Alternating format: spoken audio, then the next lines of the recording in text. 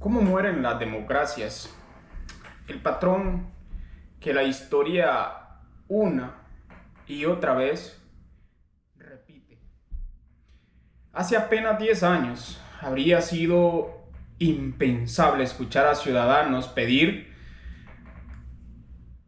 que un solo partido político controlara la mayor cantidad posible de diputados en el Congreso o la Asamblea Legislativa.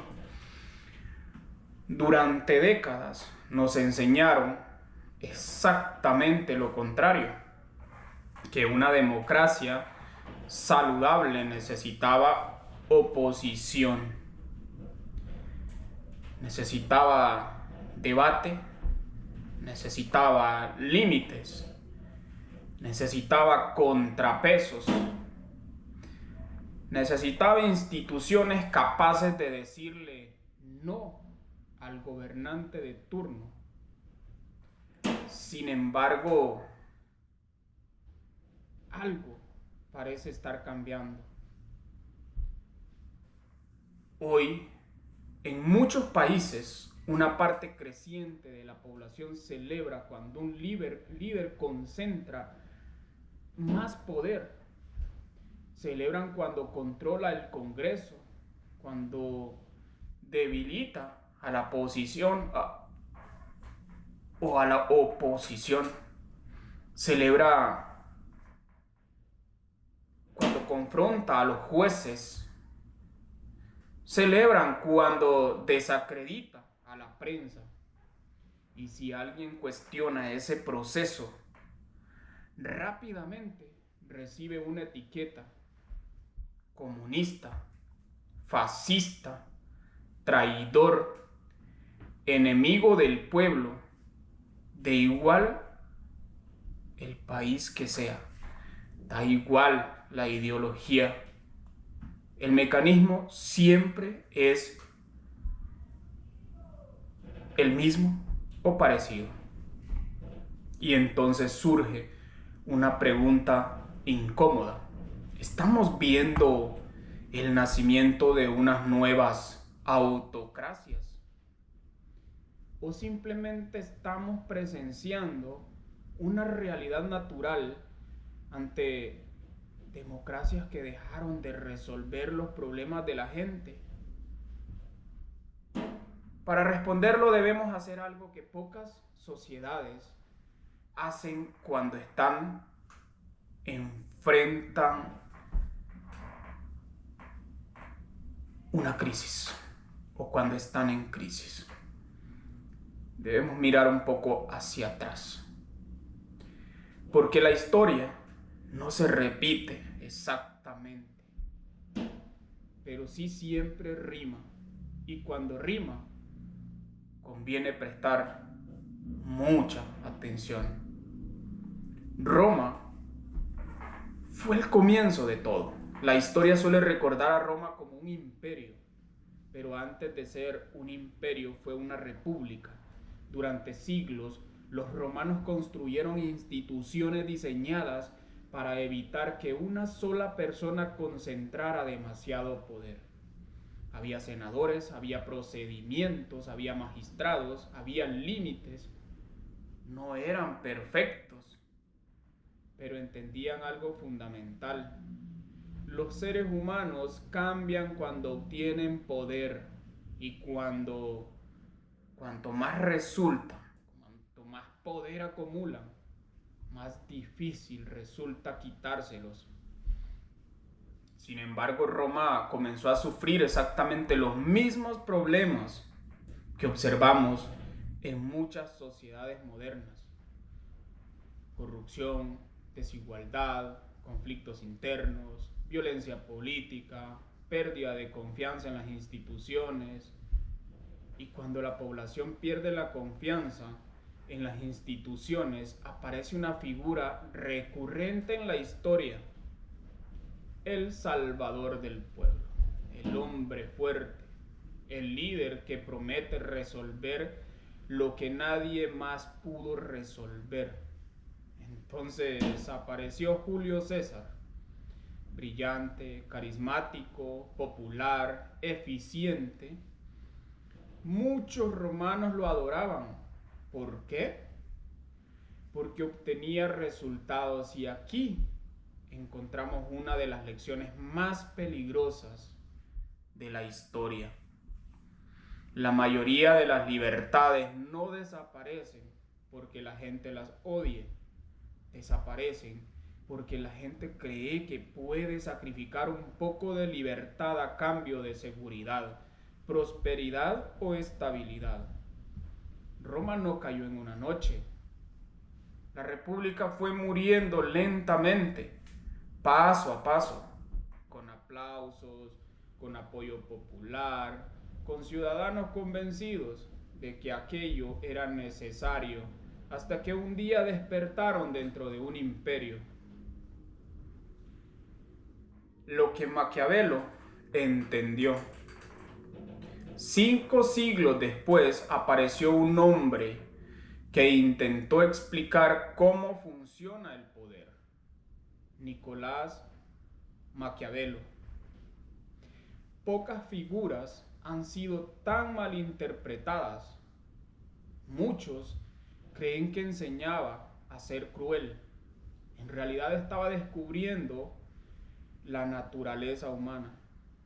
Maquiavelo observó que los pueblos suelen exigir virtudes imposibles a sus gobernantes, pero al mismo tiempo premian a quienes les prometen soluciones simples para problemas complejos.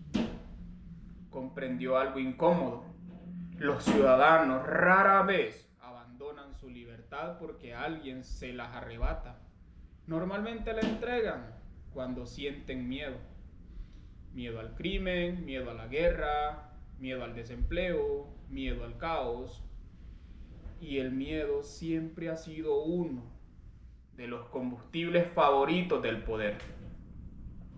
No importa si hablamos de emperadores, dictadores, revolucionarios o presidentes elegidos democráticamente. La fórmula es casi universal.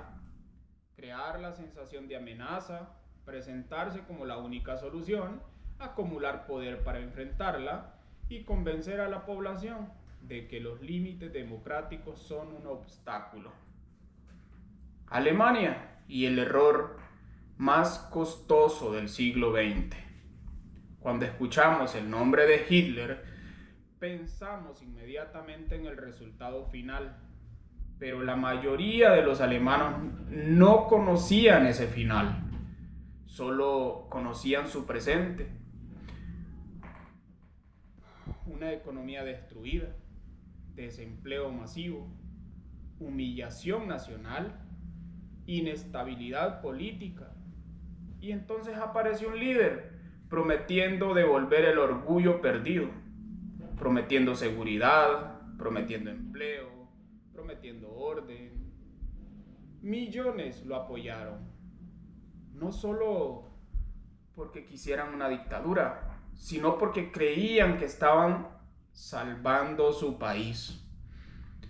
Ese es precisamente el peligro. Las autocracias casi nunca se presentan como autocracias, se presentan como soluciones.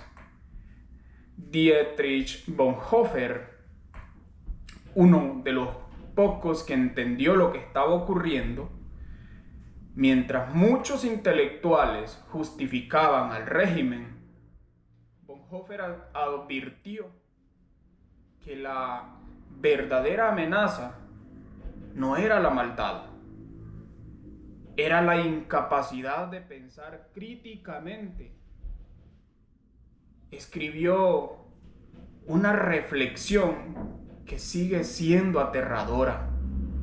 Decía que la estupidez es más peligrosa que la maldad, porque una persona malvada sabe lo que hace, pero una persona que ha entregado completamente su criterio a un líder ya no necesita pruebas, ya no necesita argumentos, solo necesita creer.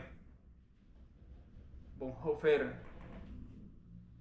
terminó ejecutado.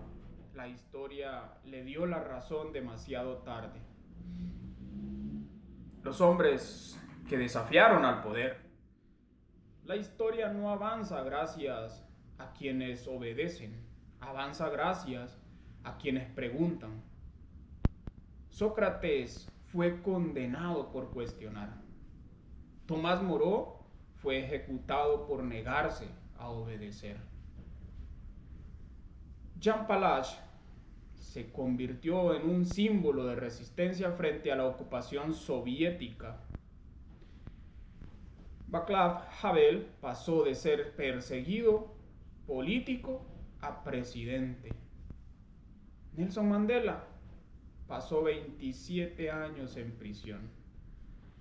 Todos terminaron enfrentándose al mismo enemigo, no a un partido político, no a una ideología, sino la concentración excesiva del poder.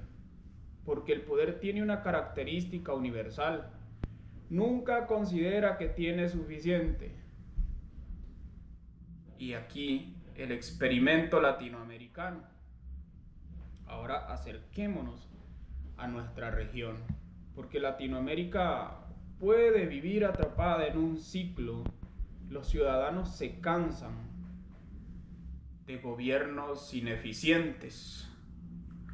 Entonces buscan líderes más fuertes. Cuando esos líderes concentran demasiado poder, terminan generando nuevos problemas.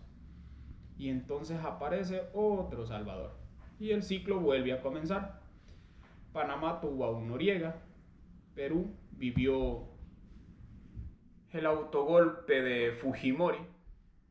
Venezuela mostró cómo una democracia puede transformarse gradualmente mientras una parte importante de la población sigue apoyando el proceso. Nicaragua ofrece otro ejemplo de concentración institucional. Honduras experimentó enormes debates sobre reelección, control institucional y seguridad. Y en toda la región aparece una pregunta común. ¿Por qué seguimos creyendo que el próximo hombre fuerte será diferente de los anteriores? La alianza más antigua de la historia. Existe otro patrón que se repite constantemente. La unión entre poder político y legitimidad religiosa. No importa si hablamos del Imperio Romano, de monarquías europeas, de dictaduras o de gobiernos modelos. Cuando un líder deja de presentarse únicamente como gobernante y comienza a ser visto como una figura moral, histórica o incluso provisional o providencial, la crítica se vuelve más difícil, porque quien cuestiona al líder ya no es simplemente un opositor, comienza a ser tratado como un enemigo. La historia demuestra que instituciones es inmune a esta tentación. Las iglesias, ni los partidos, ni los movimientos sociales, ni los gobiernos. El Salvador del siglo XXI. Durante décadas el poder necesitó controlar periódicos, necesitó controlar radios, necesitó controlar canales de televisión. Hoy ya no. Hoy existe algo mucho más eficiente: los algoritmos, las redes sociales. La atención humana se convirtió en un mercado y el contenido que más se comparte no suele ser el más profundo, suele ser el más emocional y más indignante, el más simple. Aldous Huxley imaginó una sociedad donde las personas no serían controladas mediante el dolor, serían controladas mediante el entretenimiento. No haría falta prohibir libros, bastaría con lograr que nadie quisiera leerlos. No había falta censurar ideas, bastaría con lograr que nadie quisiera saberlas. Bastaría con inundar a la población de distracciones. Tal vez la pregunta más importante de nuestro tiempo sea esta: ¿vivimos en la era de la información o vivimos en la era de la distracción? Veamos el laboratorio. Cuando observamos distintos países desde Europa hacia América Latina, encontramos un fenómeno interesante. La gente ya no pide más democracia, pide resultados, y eso es comprensible. Cuando la delincuencia aumenta, cuando la corrupción se vuelve insoportable, cuando la economía no mejora, cuando las instituciones parecen incapaces de resolver problemas, los ciudadanos comienzan a valorar la eficiencia por encima de los procedimientos. Allí nace el laboratorio político moderno. La pregunta ya no es cómo fortalecer las instituciones. La pregunta se convierte en ¿hasta dónde estamos dispuestos a concentrar poder para obtener resultados? Esa es la discusión real del siglo XXI. Y todavía no conocemos la respuesta. La historia demuestra algo extraordinario. Las sociedades rara vez pierden sus libertades de golpe. Las entregan poco a poco, por cansancio, por miedo, por frustración, por esperanza. Y casi siempre convencidas de que rara vez será diferente. O digamos lo mejor dicho, que esta vez será diferente. La pregunta no es si eres de izquierda o de derecha. La pregunta es, ¿qué líder apoyas? La pregunta es mucho más difícil. ¿Qué límites estás dispuesto a defender cuando quien intenta eliminarlos es precisamente el político que más admiras? Porque la democracia nunca se pone a prueba cuando gobierna tu adversario. La democracia se pone a prueba cuando gobierna tu aliado. Y es exactamente en ese momento cuando la historia observa, toma nota, porque las generaciones futuras no recomendarán ni recordarán nuestras excusas. Solo recordarán las decisiones que tomamos cuando todavía teníamos la capacidad de elegir.